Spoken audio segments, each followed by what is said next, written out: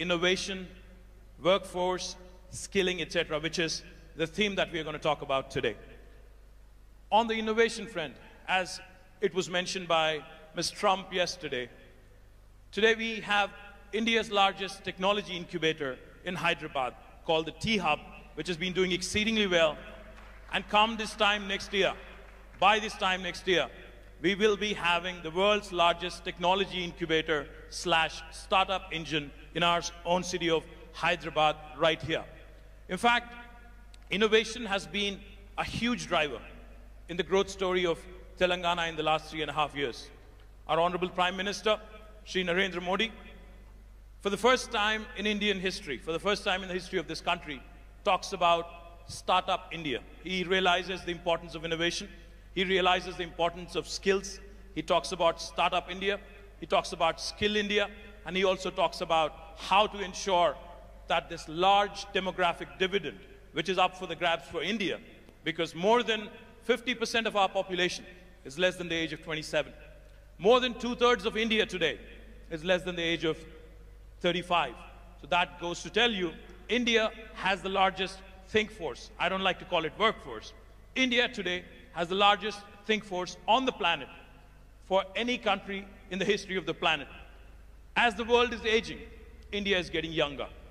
As the world today, the average age goes high and high, India is getting younger and younger. But that throws up a very interesting challenge. All the way from Hyderabad and Telangana government and right up to the United States and Trump administration. The one big challenge every government faces today is employment, is creation of jobs. Now that throws up an interesting question. How do we ensure that this so-called demographic dividend is completely harnessed, is completely leveraged by the governments? The human capital, how do we harness it? How do we ensure that this innovation, in this innovation and knowledge economy, how do we keep going?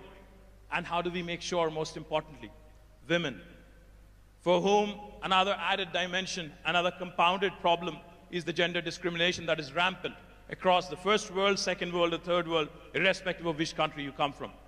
So we want to talk about all these innovation, skills. How do we ensure we create jobs?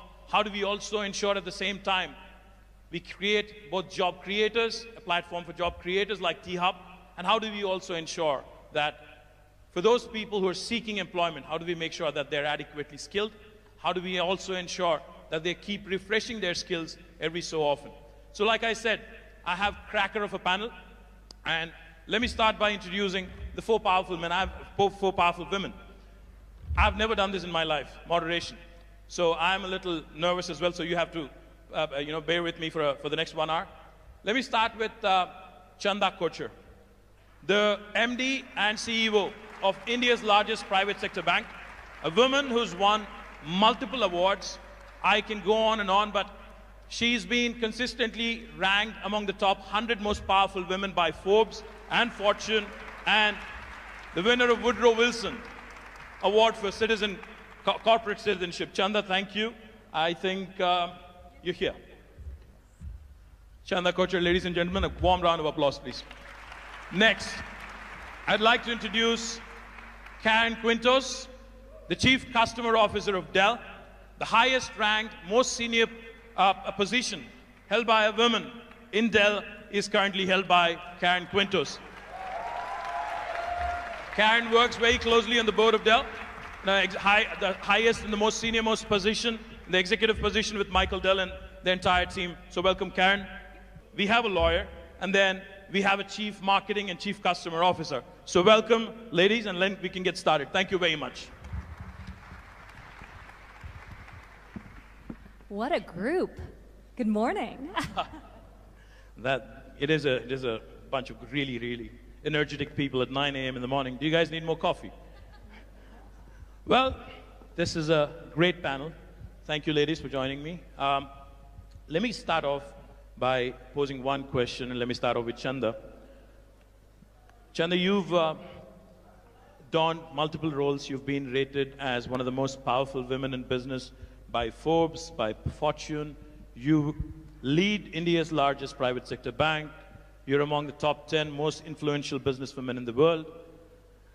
Let me ask you, what does it take, really, to ensure that you break through the glass ceiling, you work through whatever it is that is required to make it right to the top in the corporate world.